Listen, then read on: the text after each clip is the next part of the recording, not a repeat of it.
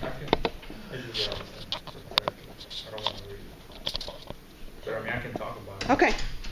We're recording. Whenever you're ready. Alright. Hi guys, we are the Cowboys and we are going to talk to you guys about the 5 most important things that we've learned in Chapter 4. My name is Mohammed. Hi everyone, my name is Jesus. Hi, my name is Thanh Truyen. And we're going to start by jumping straight into point 1. The first point we're going to talk about is possible content whenever you're about to give a presentation. So whenever you're going to make your presentation, the first thing you should do is determine what you already know and create a presentation strategy, and which would focus on the general presentation purpose. And the reason this is important is because whenever you're about to give an actual presentation, you want to define and narrow your style, and so you can figure out what you're going to talk about and how you're going to deliver it. Are you here to inform the audience, or persuade them, or entertain them, so on and so forth. When you're trying to figure out what you're trying to present over, it's best to sort out your ideas using different techniques. The first technique you could try out is data dumping. Data dumping is where you just write down information you know about a topic and then try to organize it into different categories, at which point you can consult different resources, such as your colleagues, coworkers, or even libraries and encyclopedias. Another technique you could try out is mind mapping. Mind mapping is where you put your main idea in the center and then you basically turn it into a flowchart with different branching subtopics, at which you can also add information to. Doing this will help you organize your thoughts in a more cohesive manner, so whenever you actually do create your presentation, you'll be able to follow your own train of thought more quickly. The next point I want you to talk about is research and determining what you need to know. When you determine what you need to know, it is important to check different resources and go beyond Google and Wikipedia. Google and Wikipedia is good for a starting point, but you don't want to just stay there because there's so much more depth to the information that you can find. And whenever you do find something, always evaluate your source's reputation. We live in a society where you can find information almost anywhere, so it's important to scroll down and check the references. For example, I pulled up a reference page. This is the reference page for an article over World War II that I found on Wikipedia. If I was to give a presentation of World War II, this would have been perfect as a starting point. But once you get a general idea and consensus of what you're going to talk about, it's always best to scroll down and check the references page where you can see where they got all their information from.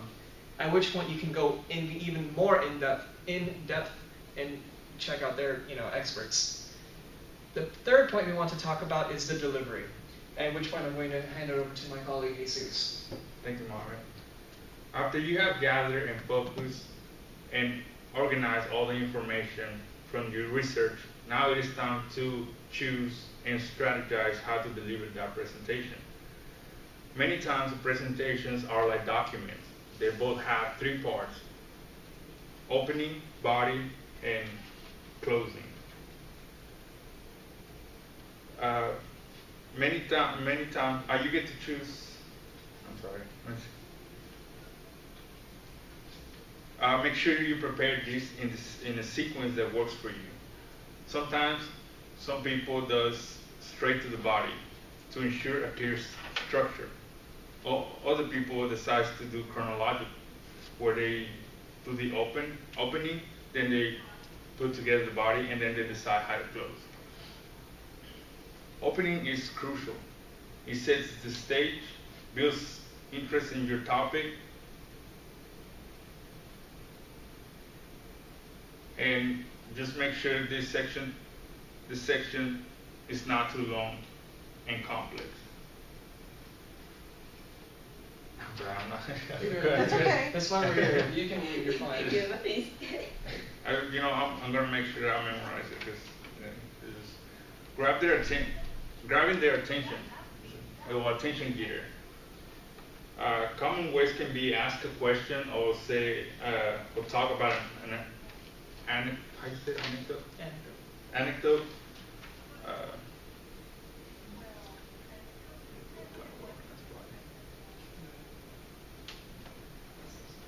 Yeah, if you want, you can just. Okay. To her point. I'll do it for you, and then you can just bounce off me. Okay. Okay, so the actual delivery side, something along this would be, whenever you deliver your presentation, it's best to first start with how you're going to open. The opening is what sets the stage for the actual presentation. It's what gets the audience engaged. So it's important to have an amazing attention getter. For example, if you're going to give a presentation over sports injuries, you might want to hobble in on some crutches, or so on and so forth. After that, you want to plan a well-organized body. Whenever you plan the body of a presentation, it's basically divided into two different categories: tell presentations and sell presentations. A tell presentation is here to inform the audience. We're here to tell you the information. Versus a sell style, which is we're here to sell you the information and persuade you into our point of view. The third thing we wanted to focus on during the delivery would be transitioning into different sections. And there's two different looks, the forward look and the backward look. Whenever you're transitioning, you could look backwards and say, now that I've highlighted the financial incentives, ... versus a forward look, which is like, leads your audience in and gets them get more engaged and says, I'll tell you why wind turbines are quieter than you might think, ... Another thing we might want to look at is another backward look, which would be, so it's clear that we need to do better by listening to our guests versus we also need to change the way which leads us to ... And now we're going on to the fourth point. Well, I'll toss it over to Tom, which is over receiving questions. Yeah. When we make presentation, we have to decide how to deal with the question and answer session, Q&A in short. So we need to, before we make presentation, we need to decide we will ask the question at the end of presentation, or we ask the question, let people ask question throughout a talk. It depends on you refer or the audience effect. If you hold the question at the end of presentation, so you can control your schedule and flow of information.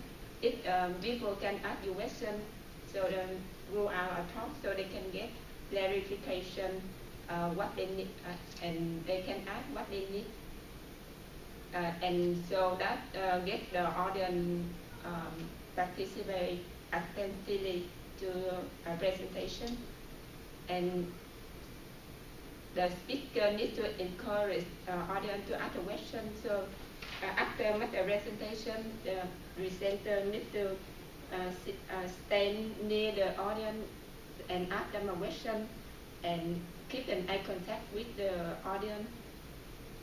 When questioner asks the question, so presenter needs to paraphrase the question, so audience know that the speaker understands, so it prevents miscommunication between audience and presenter. And the last point, I will talk about how to encourage the audience ask the question. So we need to, I'm sorry. It's okay. Open the door for the question. So we don't just ask the yes no question. Ask them how about your idea. So let them express their idea. And be silent, let the audience have the time to think about the answer. That's it. I will tell you. Alright, and now we're going to move on to our fifth point, which is answering the questions. Whenever you're answering the questions, it's always important to stay on message and be brief and concise. Whenever you're answering a question, the audience, you only have the audience's attention for about 15 to 20 seconds max. So it's important to cram that information and all the important things that you want them to learn within that 15 to 20 seconds. Also, keeping it brief and concise maintains the whole question and answer format and maintains audience involvement. Whenever you're also answering questions, you might come across challenging questions. Challenging questions usually come from difficult or hostile audience members, and they come in different types, and which is why I'm here to give you some tips. Whenever you get a challenging question, make sure you answer in an I format instead of a you format. Because if you say, I'm not sure, I understand the question, rather than your question is confusing, it'll it will maintain your validity that you still know your information and you won't come off as a little bit hostile yourself. And it maintains the whole polite atmosphere. You might also come across something else such as a vague question, including words such as it, this, and that. So it's always best to try to clarify your understanding and make sure you give the audience the information they actually need to hear. One more, and another thing you also want to keep in mind when answering challenging questions is it's okay not to know the answer. No one here knows everything. However, if you don't know the answer, the best thing to do would be to try to convince the audience member to meet you after the presentation so you can guide them to where they might be able to find the answers to their own questions that they're seeking. Now, when we get to hostile audience members, we all know here that no audience member is going to be like 100% perfect and polite. So whenever you're encountering a hostile audience member, just remember, be polite. If you maintain your own polite atmosphere, you will be able to keep the air of professionalism and maintain your own sense of authority, as opposed to just breaking down and attacking them back. You can also try to lessen hostility by agreeing to disagree and just maintaining the idea that we both have different ideas. Let's just move on from here. Another thing that you could do is try to stop repeat offenders tactfully, maybe by putting up your hand and explaining, "I'm sorry to interrupt, but we must move on from this scenario." In conclusion, we want to thank you for listening to our presentation, and we will now be taking any other questions that you might have. Clapping. Okay, so let's